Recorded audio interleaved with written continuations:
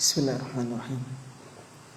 Assalamualaikum warahmatullahi wabarakatuh.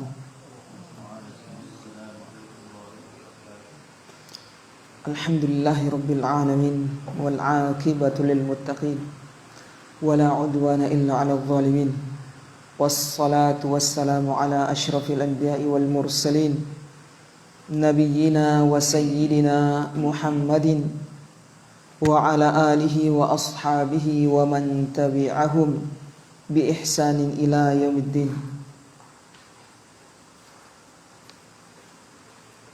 Amma ba'd. Ya ikhwan dan akhwat sekalian, azza Allah wa iyyakum. Begitu juga para pendengar di mana saja berada yang masih menyimak kajian kita dari Masjid Abu Bakar As-Siddiq daerah Kabupaten Gorontalo. Mudah-mudahan Allah Subhanahu wa taala mengaruniai kepada kita ilmu yang bermanfaat, istiqamah di atas al-haq, wafat di atasnya insyaallah. Tayyib. Pada malam ini kembali lagi Allah Subhanahu wa taala mempertemukan kita untuk melanjutkan kajian kita setelah kita menunaikan sholat maghrib secara berjamaah, dan ini adalah keutamaan yang besar. Tentunya wajib bagi kita untuk bersyukur, berterima kasih kepada Allah Subhanahu wa taala, yang dimana Allah tidak memberikan nikmat yang besar ini kepada seluruh manusia, kecuali orang-orang tertentu yang dicintai oleh Allah Subhanahu wa taala. Dan mudah-mudahan kita tergolong orang yang dicintai tersebut. Taib ya ikhwan dan akhwat sekalian, a'azzani Allah wa iyyakum. Kita seperti biasa, pelajaran kita membaca kitab Akhsarul Mukhtasarat, pelajaran fikih Imam Ahmad rahimahullahu taala. Pada pertemuan sebelumnya, seperti biasa, kita sebelum memulai membuka bab yang baru, kita mengulang pelajaran yang sebelumnya. Pelajaran yang sebelumnya tentang aniyah, tentang bejana. Bejana, kata beliau, adalah semua bejana ini hukumnya adalah semua bejana yang terbuat dari sesuatu yang tahir, yang suci, adalah mubah untuk diproduksi dan diperjualbelikan, dan juga mubah untuk digunakan, kecuali bejana yang terbuat dari emas dan perak atau yang tercampur dengan keduanya. Ini haram digunakan. Tayyib. Dari pemaparan beliau ini, penjelasan singkat dari beliau ini, bisa kita pahami bahwasanya bejana hukum asalnya, terbuat dari benda apapun, hukum asalnya adalah suci dan boleh digunakan. Hukum asalnya bejana terbuat dari benda apapun, mau besi atau plastik atau karet, kayu, batu, selama dia suci maka boleh digunakan hukum asalnya. Paham ini? Jadi kita tidak perlu tanyakan apa bejana ini boleh digunakan atau tidak. Selama dia terbuat dari benda yang suci maka boleh digunakan. Kecuali dua jenis, yaitu bejana yang terbuat dari emas dan perak. Jadi tidak boleh. Tidak boleh bejana yang terbuat dari emas dan perak. Misalnya apa? Mangkok terbuat dari emas dan perak, haram. Atau yang dicampur dengan keduanya. Misalnya besi dipoles dengan emas atau perak, dicampur, tidak bisa, haram. Piring, gelas. Atau hukumnya berlaku pada perabot-perabot yang lainnya juga haram, tidak boleh. Emas dan perak ini haram. Misalnya kunci motor, hiasan-hiasan, gantungan macam-macam di dalam rumah, perabot, haram kalau terbuat dari emas dan perak, tidak boleh. kecuali perhiasan yang biasa digunakan oleh wanita seperti anting-anting. Seperti apa lagi? Gelang, kalung, baik kalung di leher atau di kaki, tangan. Boleh. Perempuan tapi yang dikecualikan. Kalau laki-laki tidak boleh. Laki-laki haram menggunakan hiasan yang terbuat dari emas dan perak, kecuali cincin. Kalau cincin boleh. Laki-laki menggunakan cincin yang terbuat dari perak. Bahkan di mazhab Hambali hukumnya sunnah pakai cincin yang terbuat dari perak. Selain perak makruh ma'ahan. Antum pakai cincin misalnya terbuat dari besi atau apa, bisa makruh. Tapi kalau yang dibolehkan atau dianjurkan adalah cincin yang terbuat dari perak. Kalau cincin dari emas haram. Thayyib. Ini hukum kalau kita mau perlebar. Wa illa, yang dibahas dalam bab bejana di sini adalah khusus tentang wadah yang digunakan untuk menampung air. Karena kita bahas yang kita bahas ini adalah bab toharoh, kitab toharoh, bersuci. Jadi mana yang bejana yang boleh digunakan untuk menampung air dan mana yang tidak boleh. Nah, ini bejana yang terbuat, wadah untuk menampung air yang terbuat dari emas dan perak haram. Kemudian beliau memberi pengecualian, boleh bejana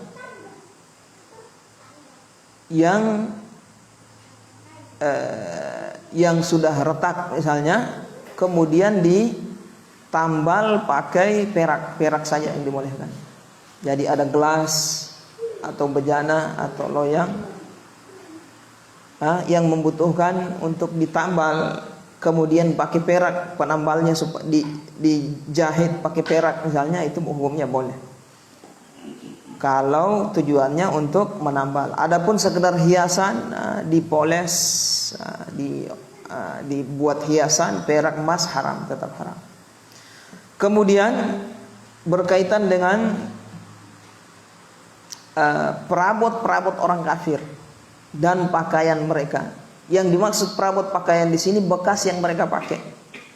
Kalau yang mereka produksi bukan itu yang dimaksud. Kalau yang mereka produksi ya boleh-boleh saja, selama itu benda yang suci. Yang dimaksud dibahas oleh para ulama ini adalah perabot orang kafir, pakaian orang kafir yang mereka sudah pakai maksudnya. Itu yang dimaksud. Selama hukumnya, selama kita tidak tahu itu terbuat, selama kita tidak tahu ada najis di pakaian mereka, di perabot tersebut, maka hukum asalnya suci, selama dari benda yang suci. Kalau kita tahu ada najis, tidak, kita harus bersihkan dulu. Kalau ragu ini ada najis, jangan-jangan kena najis, jangan-jangan dijilat anjing apa, ragu, hukum asalnya suci, selesai. Jadi ada 3 kondisi. Kalau jelas ada najis, cuci.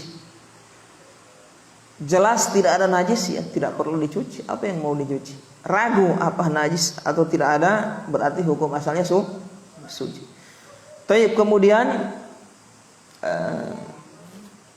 apa lagi kemarin? Berkaitan dengan kulit apa? Bangkai. Kulit bangkai, kulit bangkai atau semua tubuh bangkai itu adalah najis. Jadi semua yang dari bangkai itu tubuhnya adalah najis. Kecuali apa? Kecuali rambutnya saja, rambut atau bulu. Kalau hewan seperti kambing, sapi ya rambut. Kalau seperti ayam, burung ya bulu. Nah, kecuali rambut dan bulu. Ini saja yang suci. Selain itu najis, kukunya najis, tanduknya najis, apanya saja najis, termasuk kulitnya, walaupun sudah disamak. Paham ini? Jadi kulit bangkai walaupun sudah disamak, dia tetap najis. Hanya saja, kata para ulama di mazhab Hambali, hanya saja boleh dimanfaatkan untuk menaruh benda-benda yang kering seperti buku, benda yang kering, pakaian. Kalau benda yang lembab, basah, air, tidak boleh, karena akan membuat najis. Karena hukum asalnya kulit bangkai adalah najis. Jadi hanya saja dia diberi keringanan rukhsah untuk kalau sudah disamak untuk menaruh benda-benda yang kering. Kalau belum disamak tidak boleh. Apa disamak, Ustaz? Disamak kemarin apa maksudnya disamak? Yaitu membersihkan sisa-sisa daging dari kulit hewan sehingga bersih dan kering, layak untuk digunakan. Itu namanya disamak. Baik menggunakan obat-obat tradisional seperti getah dan yang lain-lainnya, orang dulu pakai getah-getah macam-macam, ataupun menggunakan obat apa zaman sekarang namanya, obat kimia, ataupun menggunakan obat yang modern seperti obat kimia. Obat-obatan kimia ada yang digunakan untuk menyamak. Disamak pakai alat bahan kimia sehingga bersih bagian dalamnya, kulit bagian dalamnya bersih sehingga kering, layak untuk digunakan. Itu namanya disamak. Kemudian pembahasan yang berikutnya, yang terakhir di bab bejana ini, yaitu bagian badan atau anggota tubuh dari hewan yang terputus, maka hukumnya apa? Hukumnya seperti mayatnya, seperti bangkainya. Ketika bangkai hewan tersebut najis kalau mati, berarti potongan yang terlepas tadi najis juga. Kalau bangkainya kalau dia hewannya tersebut najis, tidak najis, berarti potongan badannya tadi yang terlepas tidak najis. Paham ini? Kambing misalnya, entah kenapa terlepas kakinya, salah satu kakinya terputus kena barang tajam atau apa, dan kambing tadi apa? Hidup, masih hidup. Nah, kakinya yang terlepas ini dihukumi apa? Najis. Seperti kalau hewan kambing tadi mati, bangkai, berarti kakinya dihukumi bangkai dan najis. Paham ini? Jadi bangkai tadi, potongan kakinya tadi najis. Paham ini ya? Nah, lain kalau hewannya kita sembelih. Kalau kambingnya kita sembelih, maka apa yang terputus dari itu ya halal. Ini yang terputus sementara dia masih hidup. Kemudian itu contoh yang apa? Yang najis. Kemudian contoh yang tidak najis seperti apa? Nah, itu bukan bangkai. Cerita kita ini bangkai yang dia masih hidup terputus dari ikan terputus bagian anggota tubuhnya, sebelah, terus yang sebelahnya masih hidup lari. Yang terputus ini boleh kita ambil makan, boleh, suci, tidak najis. Karena hewan itu karena ikan seandainya dia mati, bangkainya suci. Kemudian yang suci juga apalagi contohnya? Belalang terputus misalnya, belalang. Karena belalang ketika meninggal suci, tidak najis. Termasuk juga manusia. Ketabrak kontainer naik motor, putus dari kaki. Kaki yang terlepas ini di orangnya masih hidup misalnya. Kaki yang terlepas ini najis atau tidak? Tidak, karena manusia tidak najis. Dia mati, tidak, bangkainya tidak najis, suci. Paham ya? Nah ini. Jadi kata beliau di sini, al-munfasilu min hayyin kamaitatihi. Potongan tubuh dari hewan yang hidup dihukumi sama seperti ketika dia itu mati. Kalau dia jadi bangkai suci, potongan tadi suci. Kalau najis, potongan tadi najis. Paham Pak Ujang? Bangkai adalah hewan yang mati tanpa disembelih secara syar'i. Jadi kalau antum motong kambing, antum baca bismillah, antum potong, mati bangkai tidak? Ya tidak. Itu namanya hewan sembelihan, hewan halal. Kalau dia meninggal, mati tanpa disembelih, sakit misalnya, ketabrak atau jatuh dari tempat yang tinggi, atau sakit, mati, nah itu baru dihukumi bangkai. Taib. Kemudian kita masuk pembahasan yang baru ya ikhwan. Mudah-mudahan saya berharap paham ya semuanya. Zulkifli paham? Zulkifli paham. Kemudian kita masuk pembahasan yang baru. Kata beliau rahimahullahu taala, Muhammad bin Balban rahimahullahu taala, faslun al-istinja'u wal istijmaru. Istinja dan istijmar. Apa itu istinja? Cebok, bahasa kita cebok. Istinja cebok. Istijmar cebok pakai batu. Kalau kita sebut istinja secara bersendirian, maka masuk istijmar juga. Istinja kita sebut istinja, berarti secara umum masuk istijmar. Kalau kita sebut bergandengan istinja istijmar, berarti istinja pakai air, istijmar pakai batu.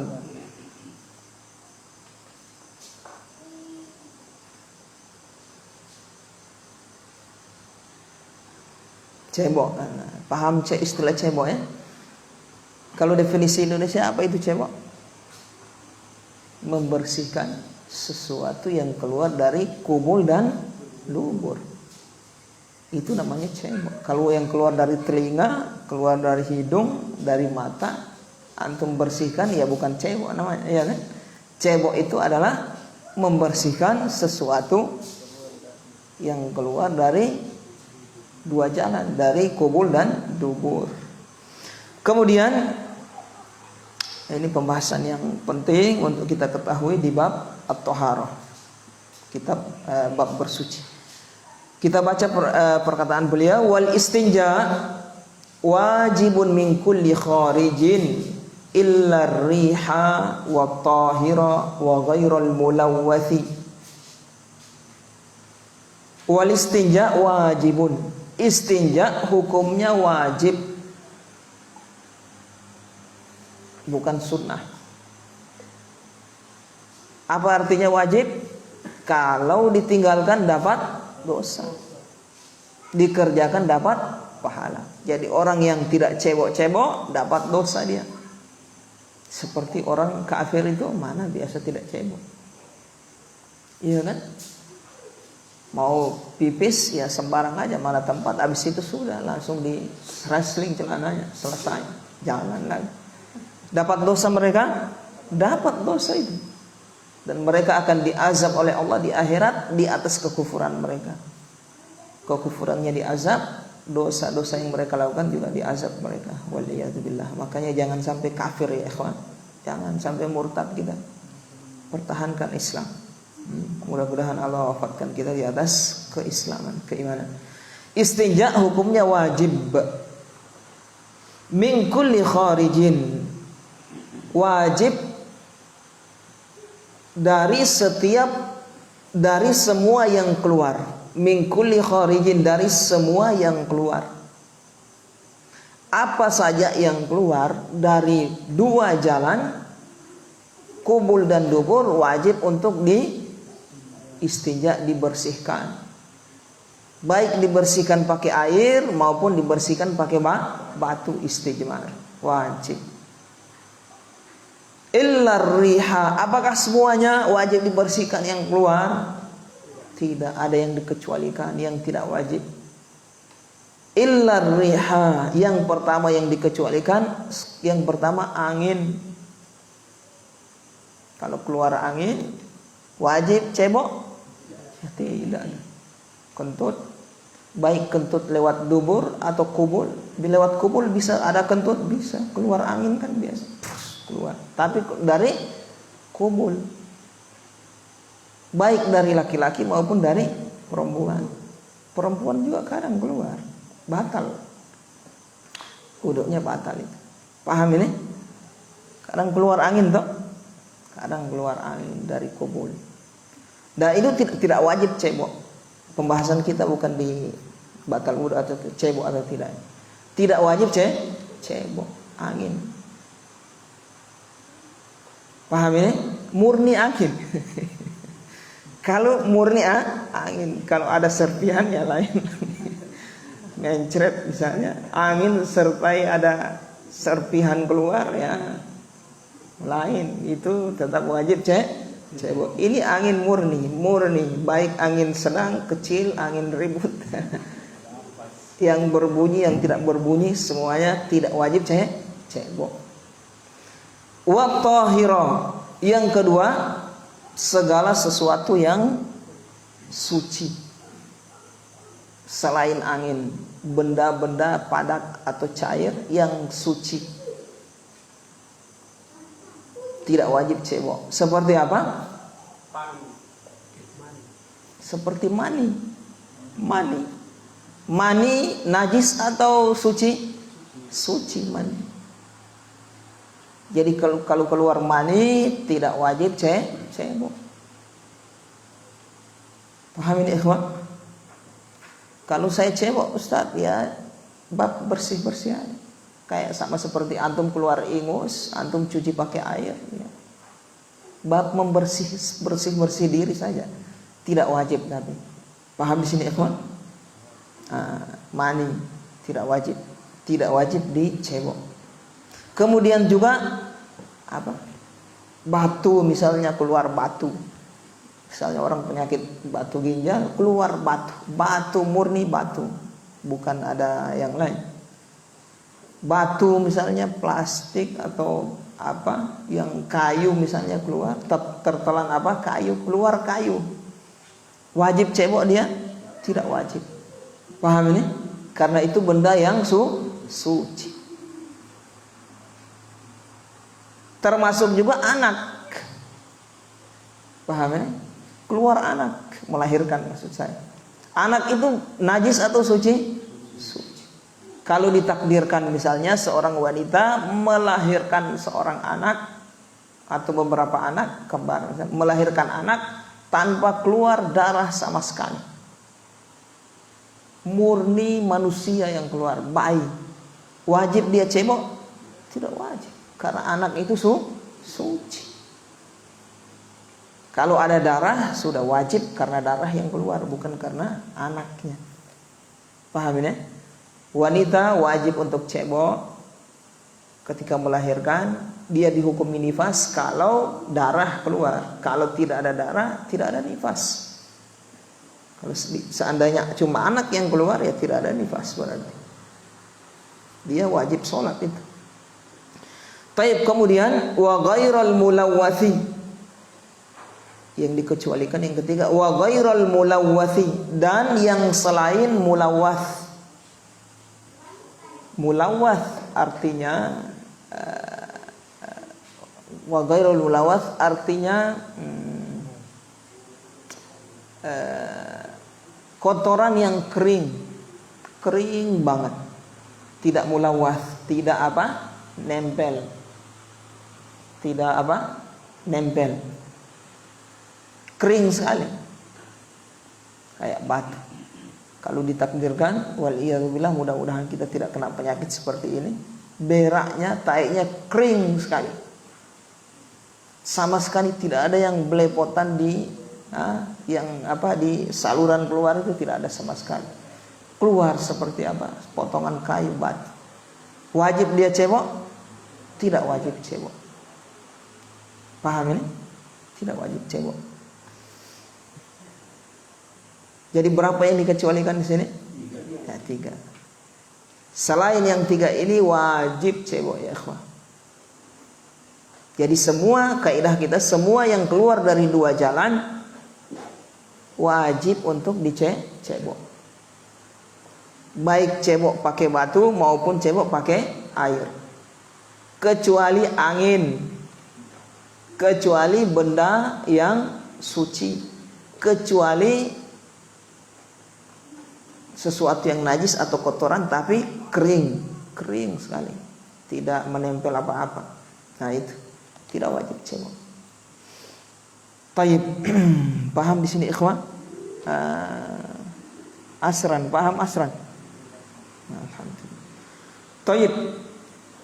Wa sunnah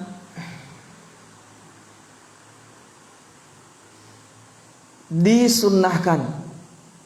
Nah, setelah beliau menyebutkan apa yang wajib di dalam cebok bab istinja ini, kemudian beliau beranjak menyebutkan perkara yang sunnah. Apa saja yang sunnah dalam berkaitan dengan buang air ini. Yang sunnah kata beliau, inda dukhuli khala'in qaulu bismillahi Allahumma inni a'udzubika minal khubuthi wal khaba'ith. Yang sunnah yang pertama yaitu inda dukhuli khala'in, ketika dia mau masuk khala', yaitu tempat yang disediakan untuk buang air. Jadi ini ingin mau masuk ke tempat yang disediakan untuk buang air, bahasa kita di sini apa? WC, toilet. Adalah mengatakan Bismillahi Allahumma inni a'udzubika minal khubuthi wal khaba'ith. Ya Allah, aku berlindung kepadamu dari setan laki-laki dan setan perempuan. Dibaca ini ikhwan. Ini yang membedakan kita dengan orang kafir dan hewan. Iya kan? Hewan tidak ada adab, mau buang air buang saja di mana tempat, iya kan? Tanpa ada doa, ada adab. Orang kafir juga demikian. Adapun Islam, masya Allah, diajarkan semua, sampai buang air diajarkan. Apa yang didahulukan ketika masuk WC dan apa yang diakhirkan. Begitu juga keluar, lengkap. Tata cara dalam Islam, ajaran paling lengkap. Ini dari Rasulullah SAW. Dari siapa ini? Dari siapa? Dari Allah SWT. Tata cara yang seperti ini, adab seperti ini dari Zat yang menciptakan alam semesta ini. Dan Nabi Muhammad itu cuma menyampaikan. Datang wahyu sampaikan. Datang wahyu sampaikan. Dari Allah semua ini, ikhwan. Harus kita sikapi dengan penghormatan. Karena ini syariat dari Allah Subhanahu wa taala, bukan buatan manusia. Bukan hasil kreasi, analisa, percobaan, hasil dari Rasulullah, bukan. Rasulullah itu hanya menyampaikan risalah dari Allah Subhanahu wa taala. Tayyib. Jadi yang disunnahkan, sunnah ini hukum syariatnya. Ketika mau masuk, membaca apa? Doa ini, Bismillahi Allahumma inni a'udzubika minal khubuthi wal khaba'ith. Wa ba'da khurujin minhu, dan setelah keluar darinya mengucapkan apa? Gufranak, aku memohon ampunanmu.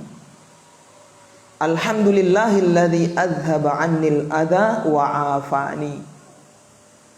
Al-ghufranaka alhamdulillahilladzi adhaba 'annil adha wa 'afani.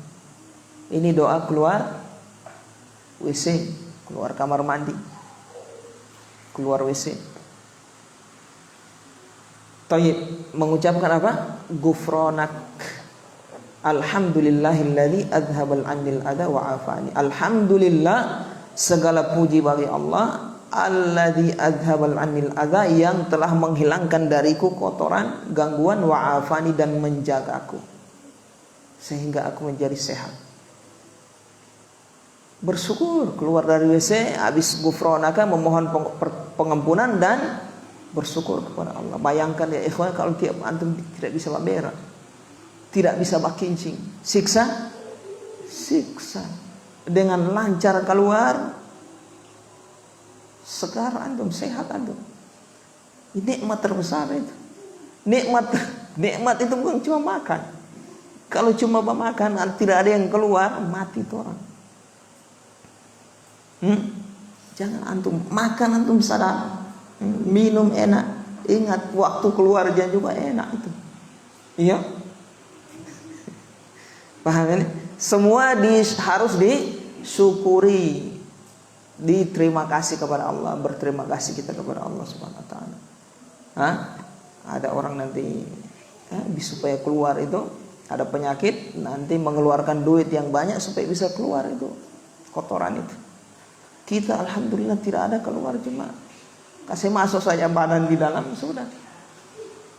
Jadi harus kita syukuri, ikhwan, bersyukur, berterima kasih. Namun sayang kita ini apa? Sudah dikasih nikmat masih menyengaja untuk lalai, tidak bersyukur. Dosa dibikin terus, tidak bertobat kepada Allah Subhanahu Wa Taala. Namun lihat ini nikmat Allah jalan terus. Tidak usah yang lain, yang dekat-dekat dengan kita saja nikmat itu banyak sekali. Bernapas lega, banyak sekali nafas. Taib. Kemudian ya ikhwah, wa taghtiyatu ra'sin. Sunnah yang ketiga adalah menutup kepala. Nah, ini buang air ini hukumnya sunnah, dan ini diriwayatkan dari Abu Bakar. Abu Bakar melakukan.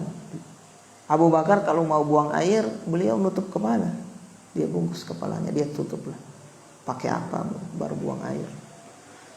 Pakai songkok bisa, atau pakai apa saja dia tutup kepala. Kita tutup kepala. Hukumnya sunnah. Kemudian wanti'alun, kalau misalnya tidak ditutup ya tidak apa-apa. Wanti'alun, inti'al, pakai sendal. Hukumnya sunnah, disiapkan di WC ada sendal. Masuk WC buang air pakai sendal. Kemudian yang kelima, wa taqdimu rijlihil yusra dukhulan. Mendahulukan kaki kiri ketika masuk. Masuk WC mendahulukan kaki kiri. Kalau keluar kaki kanan. Taib wa i'timaduhu 'alaiha jalisan. Kemudian sunnah yang keenam, i'timad, bersandar, bertumpu 'alaiha, di atasnya, di atas kaki yang kiri, jalisan, ketika duduk buang air.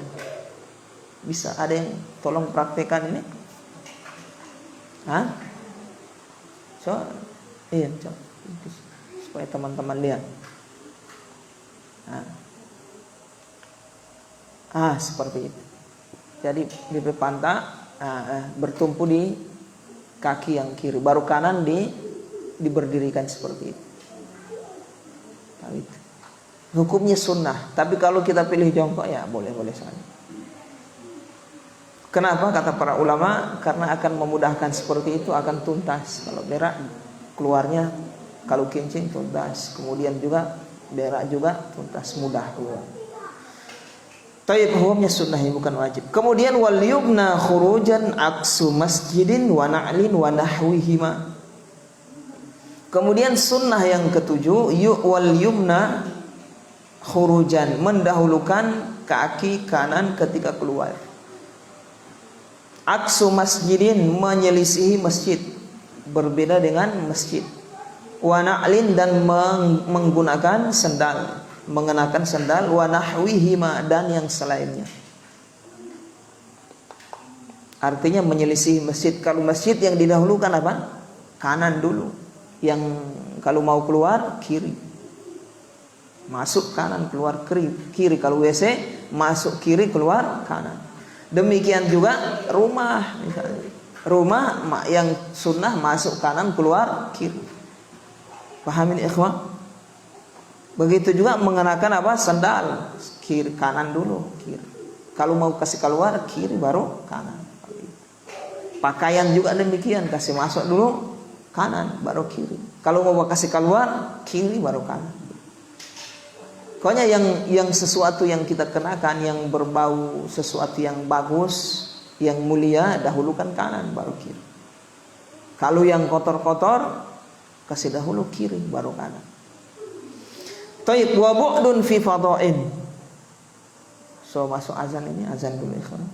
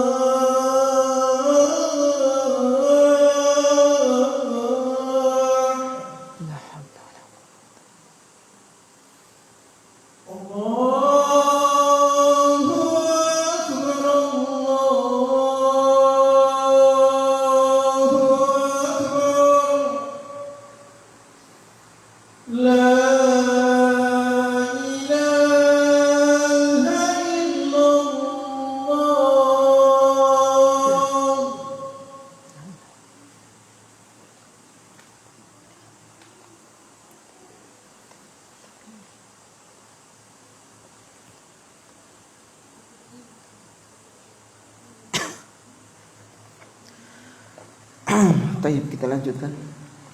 Bismillah. Kemudian sunnah yang berikutnya ya ikhwah, yang ketujuh tadi apa? Mendahulukan kaki kanan ketika keluar menyelisihi masjid. Artinya masjid ya kanan dulu masuk, ya kan? Kanan dulu masuk, keluar kiri.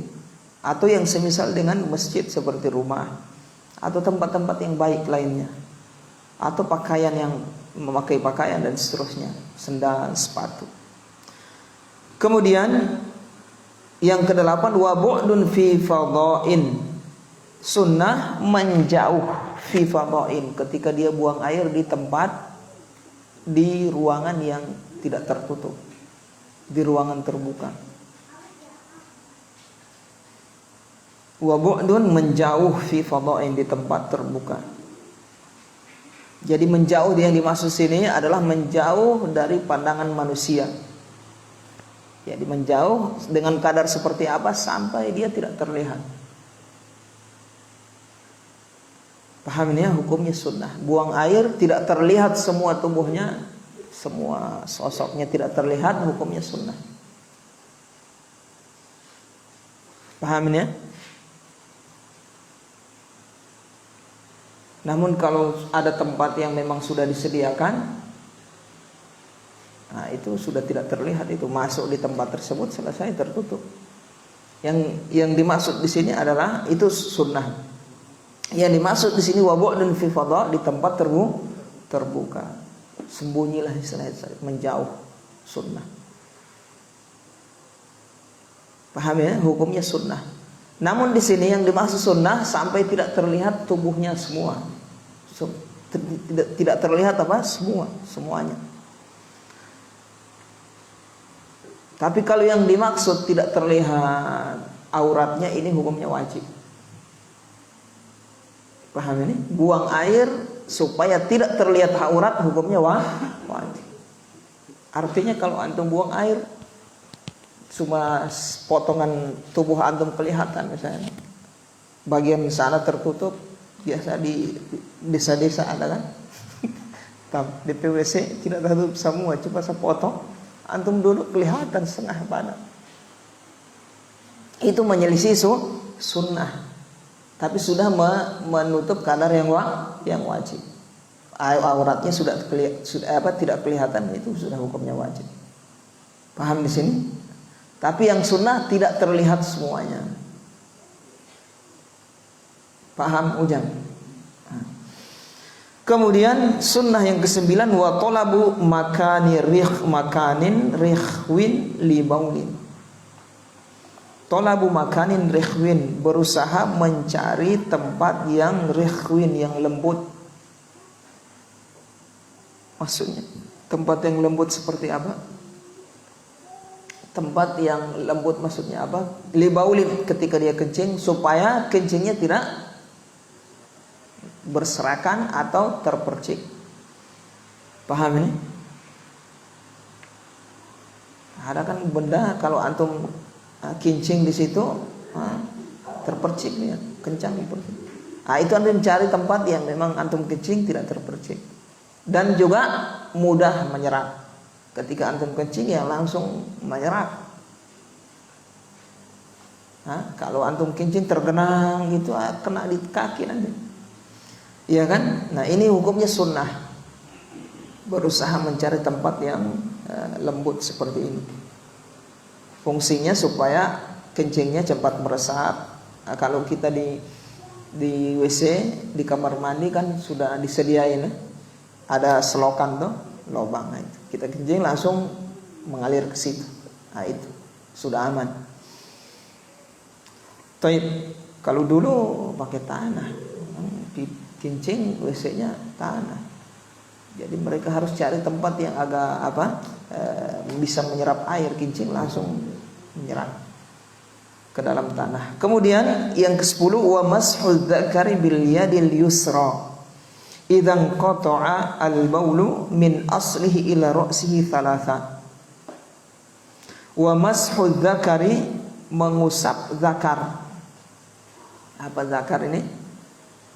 Zakar lah, kemaluan laki-laki. Bil yadil yusra, dengan tangan kiri. Idzan qata'al baulu, kalau kencingnya sudah selesai. Min aslihi ila ra'sihi thalathan, dari pokoknya sampai kepalanya. Paham ini? 3 kali. Dari asalnya, pokoknya sampai kepalanya. Tahu pokoknya di mana pokoknya? Pokoknya kemaluan laki-laki. Di bawah di bawah apa? Testis. Di bawah testis dekat dubur. Di situ, itu di bagian tangan apa? Tangan telunjuknya, jari telunjuk dengan jari apa? Tengah megang ke situ. Di bawah itu. Di bawah testis itu dekat apa? Dubur. Kemudian ibham, apa ini ibham ini? Ibu jari megang bagian atas kemaluannya, terus diusap gitu, 3 kali. Fungsinya untuk membantu sisa-sisa kencing yang masih tersendat di situ, mempermudah. Paham di sini ikhwan? Hukumnya sunnah. Wa illa kalau antum tidak bikin, tidak apa-apa, tapi sunnah. Kenapa? Supaya tuntas bagus. Kalau antum tidak lakukan, wajib antum menunggu beberapa detik atau menit, menunggu sampai betul ada sisa-sisa selesai, sampai tuntas. Jangan begitu kencing putus langsung cebok. Habis cebok jangan, itu masih ada sisa nanti itu menetes. Jadi antum tunggu dulu berapa detik menit. Tunggu sambil di apa? Di ini bukan sunnah ini.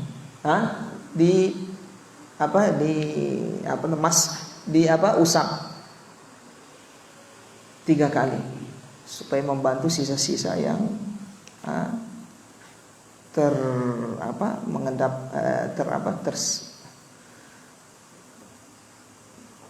Kemudian wanatruhu thalatha. Kemudian yang ke-11 wanatruhu thalatha.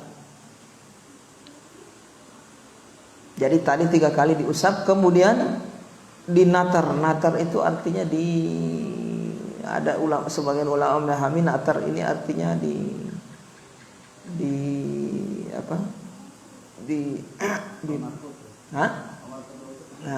bahasa kita ini tapi biar bukan dehem yang dimaksud ini membantu supaya dia ngedan lah, bahasa kita, bahasa Jawa ngedan. Markutu bahasa Gorontalo, markutu Jawa ngedan, bahasa Gorontalo markutu. Biar tidak bersuara, yang penting itu kalau antum markutu, kayak ada yang kontraksi supaya membantu sisa-sisa yang keluar. Pahamin ikhwan? Sehingga setelah antum cebok dalam keadaan sudah bersih, antum setelah cebok pakai celana sudah tidak ada yang sisa-sisa yang akan menetes. Ini bahaya kalau sembarang ya ikhwan. Sembarang kencing habis itu langsung main, tidak menetapi adab-adab, cebok langsung berdiri, itu ada sisa-sisa nanti menetes, bahaya. Makanya disunnahkan habis kencing antum biarkan dulu berapa detik sampai memang ada sisanya netes. Atau dibantu, ini yang sunnah dibantu dengan diusap dan di markutu, ini bahasa kita ini, di ngedan itu. Kemudian wakuriha, masuk perkara yang makruh.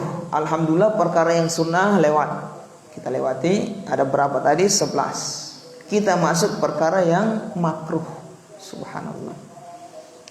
Ini upaya para ulama untuk mengumpulkan hukum-hukum dalam syariat Islam. Dan ini bukan pekerjaan ringan ya ikhwan, berat sekali untuk mengumpulkan hukum-hukum yang terkait dengan ini, dengan kemudian dikumpul jadi satu yang sejenis.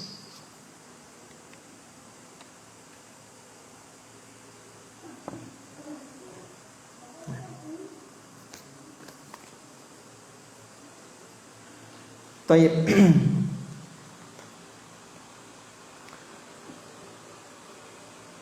Ini upaya para ulama untuk mengumpulkan hukum-hukum ini, kita syukuri, kita bersyukur kepada kita bersyukur atau berterima kasih kepada para ulama kita doakan mereka dengan kebaikan, dengan rahmat, karena mereka sudah berusaha mengumpulkan hukum-hukum seperti ini. Dan ini hukum seperti ini melalui proses yang panjang, tidak gampang, karena harus meneliti berbagai macam dalil dari Al-Quran, dalil dari hadis, dan kaidah-kaidah yang Islam yang umum. Taib. Kemudian perkara yang makruh ada 6 di sini beliau sebutkan. Yang pertama, dukhulu khala'in bima fihi dzikrullah ta'ala.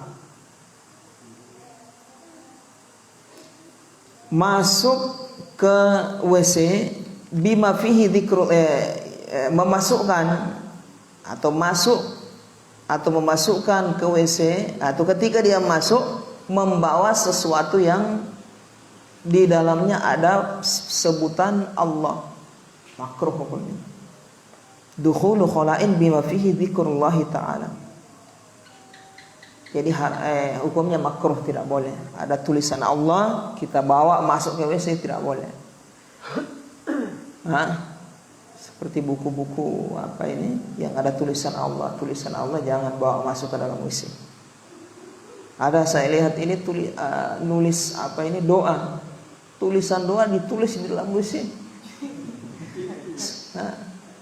Di luar WC apa? Ditulis luar WC, orang hafal baru masuk. Ini di dalam WC dia terus di dinding. Ya Allah ya Rabbi. Ini sota salah ini. Makruh. Thayyib, diupayakan jangan. Makruh ini. Wa kalamun fihi bila hajatin, kemudian berbicara, hukumnya makruh. Sementara buang air, buang air ngobrol. Bila hajah, tanpa ada kebutuhan. Kalau ada kebutuhan boleh. Dapat lupa kasih mati kompor, masuk WC, duduk, tunggu-tunggu. Aduh, dapat ingat kompor belum kasih mati. Ada anak lewat di dapur, dapat dengar. Ya boleh antum ngomong. Sri, kasih mati dulu itu kompor. Mama dapat lupa. Kalau sih sementara berak misalnya boleh. Ada kebutuhan, paham ini? Kalau tidak ada kebutuhan, makruh jangan. Yang aneh lagi bawa HP, telepon lagi sementara berak. Halo, iyo, berapa harga itu tomat? Aku jadi saja. Berapa? 1 kilo, 1 di dalam WC. Sementara berak, ya jangan. Makruh hukumnya. Ada sebagian ulama yang mengharamkan. Kalau di Hambali makruh. Taib. Kalau baca Al-Quran haram, tidak boleh. Jadi ini bicara apa saja tidak boleh. Ya, antum diam. Dituntut berak, ya diam. Wa raf'u thawbin qabla dunuwin minal ard. Kemudian mengangkat pakaian sebelum mendekati tanah, hukumnya makruh. Ini kalau lagi buang air di tempat terbuka. Kalau tertutup ya antum meluncur di dalam mau bagaimana ya tidak ada masalah. Cuma kalau di tempat terbuka, selama tidak ada orang ya. Kalau ada orang balia-lia antum, ya haram antum lucur sebelum antum berwudu. Jadi hukumnya sunnah. Nanti mau dekat-dekat antum berduduk, baru lucur itu celana, baru buang air. Jangan masih bawa diri lucur duluan. Paham ini? Makruh hukumnya. Jadi makruh hukumnya waraf'u thawbin qabla dunuwin minal ard, mengangkat baju atau melucur baju, menyingkap baju sebelum dekat dari tanah yang tempat dia buang air. Makruh hukumnya. Jangan. Tapi di sini yang dimaksud makruh itu ketika tidak ada yang melihat, kosong, tidak ada orang, itu makruh. Antum buka duluan baru badudu. Apalagi memang buka celana baru apa jalan ke sana. Aduh, ini masih ditampa mau suka baderakan, lucur duluan, tidak ada orang itu makruh hukumnya. Kalau ada orang balia haram, bukan makruh lagi ini. Ini ceritanya tidak ada orang ini. Kenapa? Karena ya ikhwah, tidak boleh kita sembarang telanjang walaupun sendirian, tidak boleh. Haram hukumnya, tidak boleh. Makanya biar di dalam rumah, di dalam kegelapan antum tidak boleh telanjang. Thayyib, kecuali di beberapa tempat atau kondisi yang kita dibolehkan untuk telanjang. Selain itu tidak boleh, haram. Tetap harus tutup aurat. Pahamin ikhwan? Jangan mentang-mentang di kamar sendiri tidak ada yang melihat, langsung bulat. Tidak boleh, haram. Apa hukumnya? Haram, tidak boleh. Pahamin? Ada beberapa kondisi yang dibolehkan untuk telanjang. Seperti mandi, buang air, jima, ya kan, ganti baju misalnya dibutuhkan untuk telanjang, ya bertanya kan cuma sebentar. Selain itu tidak boleh antum telanjang. Mentang-mentang sendiri dalam rumah telanjang kesana kemari dalam rumah, di dapur apa tidak boleh.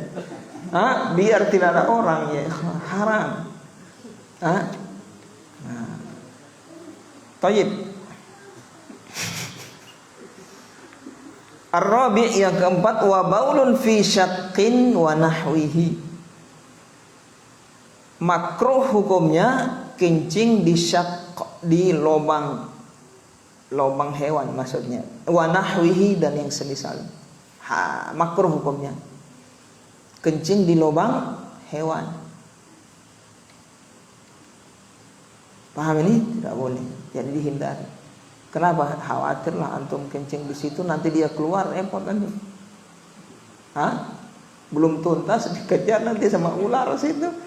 Ular atau kalajengking yang keluar atau apa ini? Kepiting apa?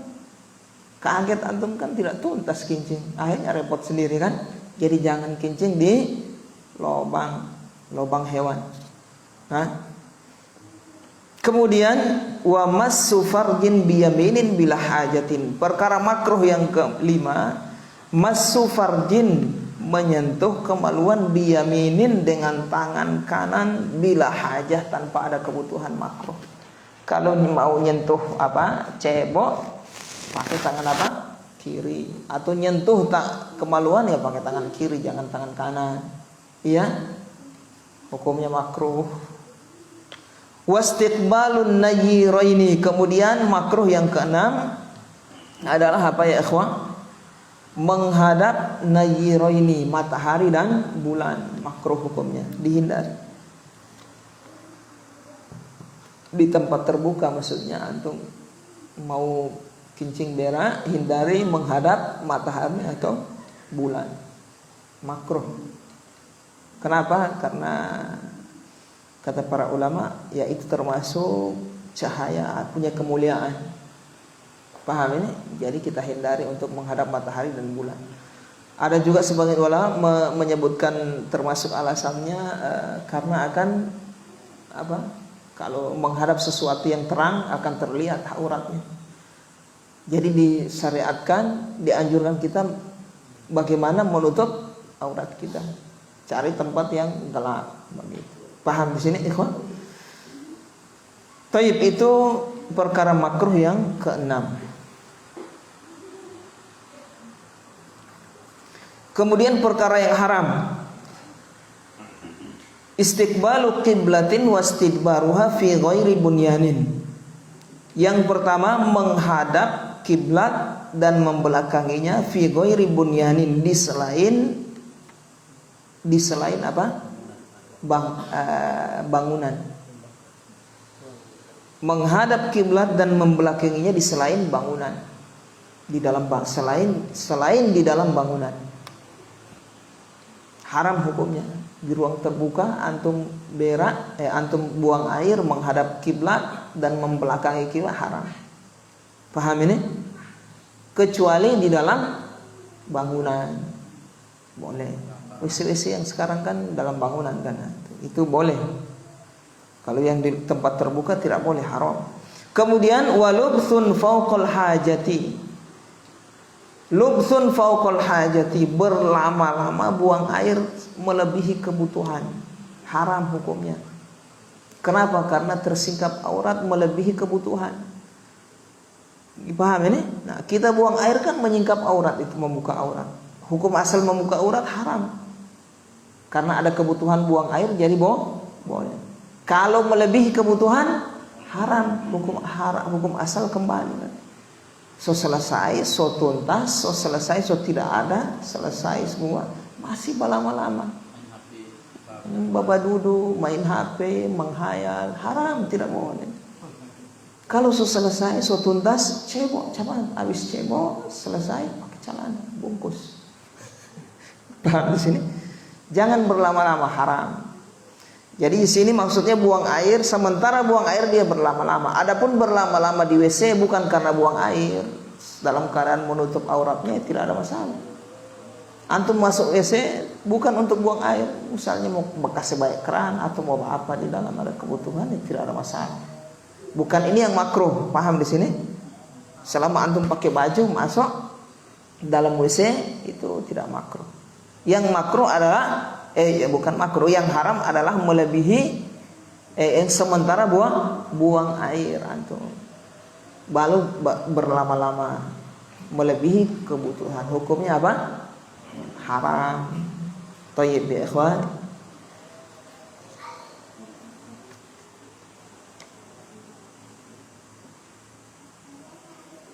Thayyib insyaallah.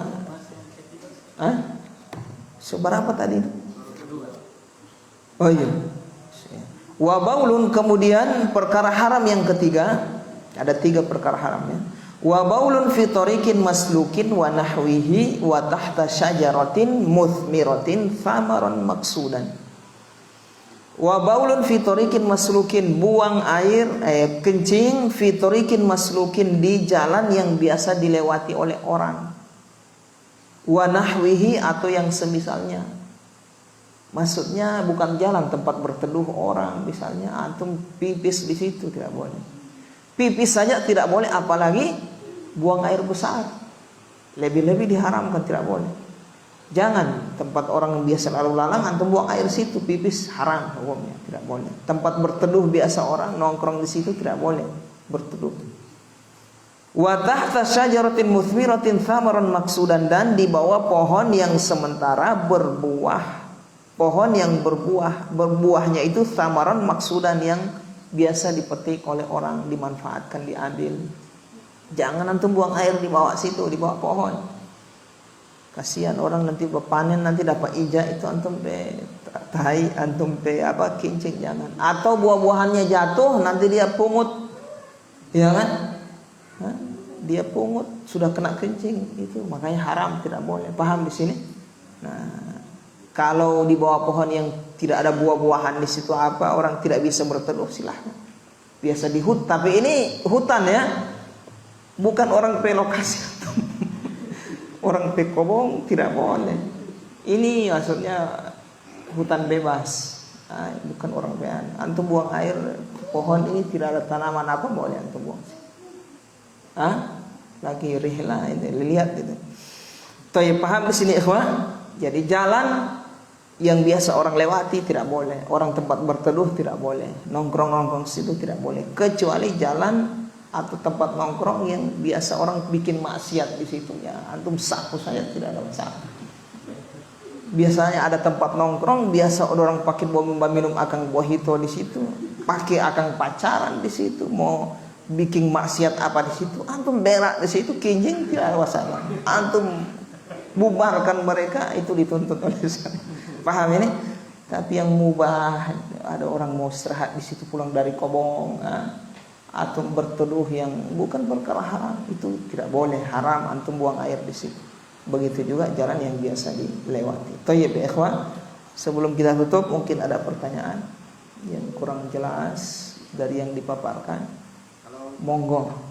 Buang air di sungai itu, yang sungai yang ngalir.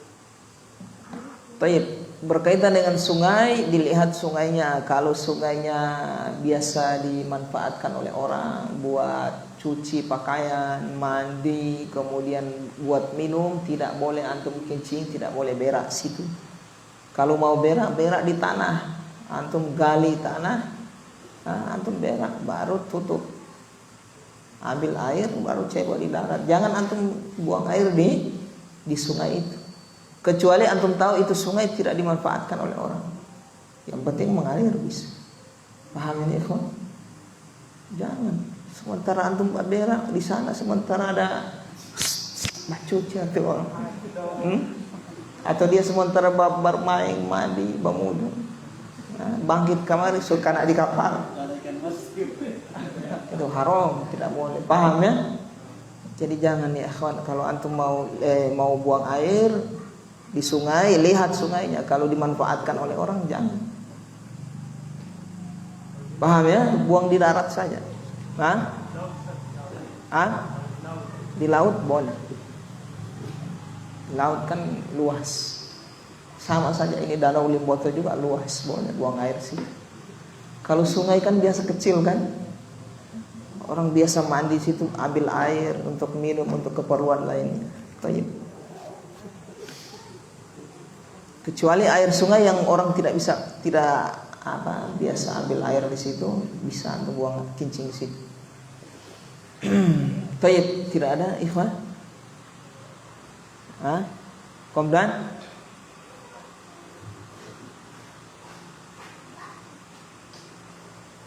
Tidak ada ya?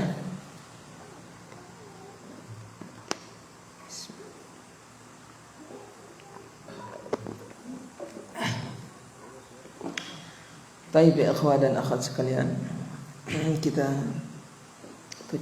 tutup majelis kita dengan membaca doa kafaratul majelis. Subhanakallahumma bihamdika asyhadu an la ilaha illa anta astaghfiruka wa atubu ilaik.